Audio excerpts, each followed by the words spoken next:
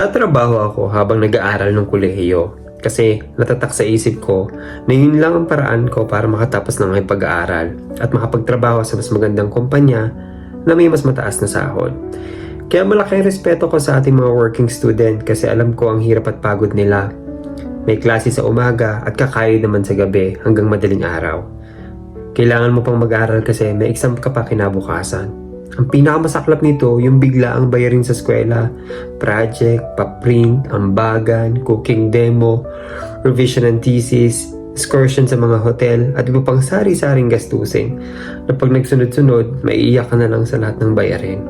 Pero sabi nga nila, kung nag-quit ako, baka napalampas ko yung mga opportunity na alam kong para sa akin. Kaya sa mga working student, kapit lang, ngayon lang yan mahirap, ngayon lang yan magulo.